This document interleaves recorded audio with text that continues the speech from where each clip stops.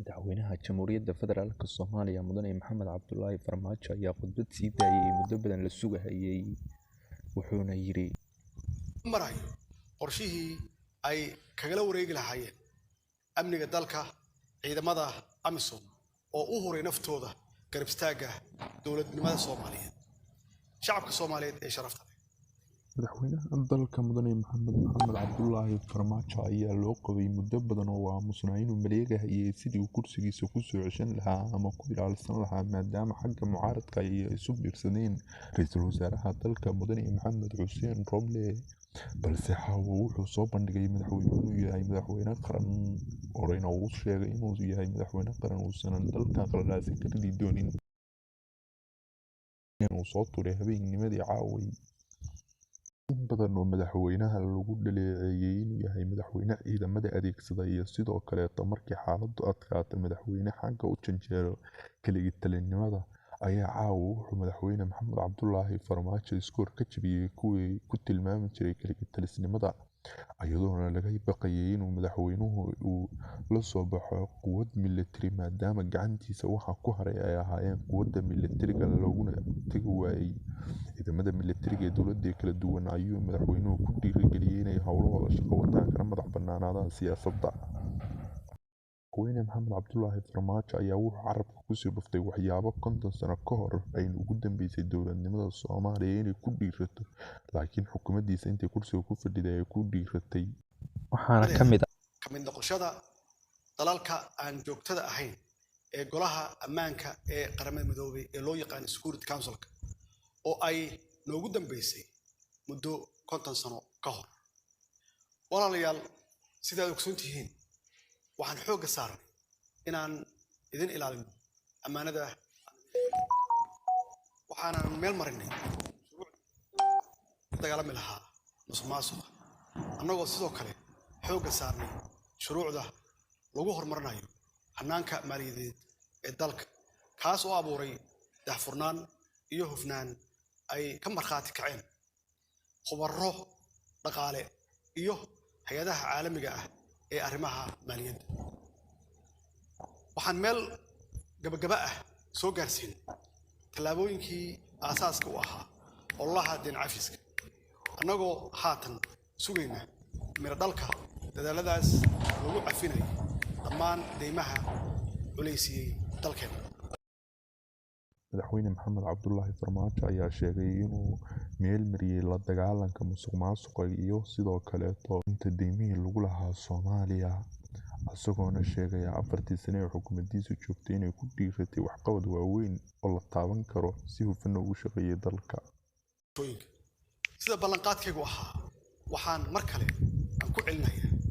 inaan marnaba aynan aqbali doonin in lagu takrifalo hantida danta guud iyo ammaanada ay shacabka Soomaaliyeed noo wakiisheen xaalad kasta oo aan ku sugannahay waxaan mar kale aan farayaa hay'adaha dowladda iyo mas'uuliyiinta kala duwan inay ilaaliyaan hantida danta guud maadaama lagu jiro xilli doorasho ayna tahay waxa ugu horeeya ee adduun iyo aakhiraba la isku xisaabtamayo walaalayaal mudanayaal iyo marweyne waxaan rabaa inaan halkan ka bogaado shirkii madasha wadatashiga maalmahan uga socday magaalada Muqdisho kaasoo ay ka soo baxday natiijo wanaagsan oo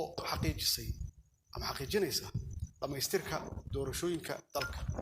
shirkaasi waxaa laga soo saaray warmurtiyeed ka jawaabaya tabashooyinkii laga qabay habsami u socodka doorashooyinka iyo sidii looga gudbi lahaa caqabadihii ku gudbanaa geedi socodka doorashada warmurtiyeedka shirkan wuxuu mar kale xoojiyey heshiisyadii arrimaha doorashooyinka ay ugu muhiimsanaayeen heshiiskii jahaynta doorashooyinka ee 17 Sebtembar 2021 oo ay si wada jir ah u ansixiyeen labada aqal ee baarlamaanka shirarkii kale ee madasha ee ku aadanaa fulinta hannaanka doorashada iyo xal u helista tabashooyinkii ka soo laabtay habraacyadaas Soomaaliya maanta ma joogto xilli lays riixo lays culaadiyo lana kala qaybsamo dhammaanteen waxaa mas'uuliyad naga saaran tahay inaan dhowrno sharafta iyo dowladnimada dalkeena. madaxweynuhu wuxuu carabka caawa ku adkeeyey inaan xoolaha dadweynaha Soomaaliyeed lagu xadgudbi karin markaana ay sharci darro tahay cidii lagu qabtana lala tigsan doono sharciga.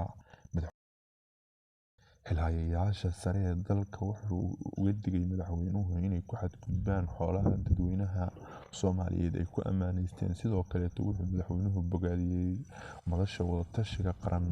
oo uu sheegay in shirkii ay 7 maalmood ku jireen ay ka soo baxeen warmurtiyeed la taaban kara kaabayana kii horey loogu soo heshiiyey. wuxuuna madaxweynuhu sheegay inay ku dhaqmaan warmurtiyeedka ay soo saareen sidoo kale si looga baaqsado dagaalo ka dhaca gudaha dalka Soomaaliya gaar ahaan magaalada madaxda Muqdisho oo ay xiriiriyeen siyaasiyiin sidoo kale iska soo horjeedo ayna sababi ka doorasho la'aanta doorashadu reebtaa inay dagaal ka dhacaan gudaha dalka Soomaaliya iyo in dhiig ku daato uu ka digay madaxweynuhu. wuxuuna madasha wadatashiga qaran u sheegay madaxweynuhu in ay iyagu kala badbaadin karaan dadka ayna doorashada dejiyaan gaar ahaan madaxweynayaasha maamul goboleedyada si degdeg ah inay u soo qabtaan doorashada dhammaantood raacaya si hufan u raacaya qodobadii lagu soo heshiiyey. gobonnimo waxaa dilay xumaan lala gucleeyay nin qabiil u guuraa ma galo guri barwaaqeede geel iyo lo' baan leenahay iyo gaabanow adhiye garoorka iyo subagga igu filan oo gubaa da'aye wax shisheeye kaa soo galaa gaajo bixin waaye garwaaqsadaay waana waa lagama guuraani.